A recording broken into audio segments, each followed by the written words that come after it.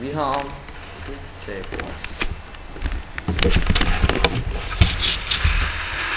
AN plus BN lige med CN.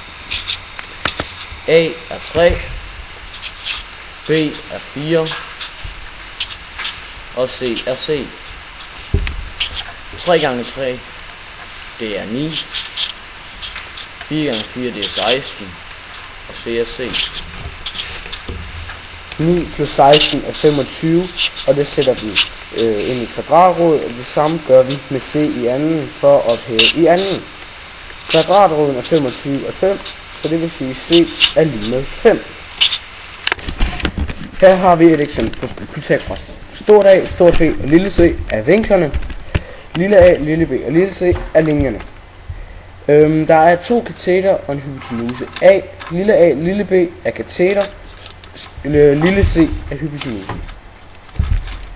Her har vi et eksempel på, hvordan man kan bruge Pythagoras.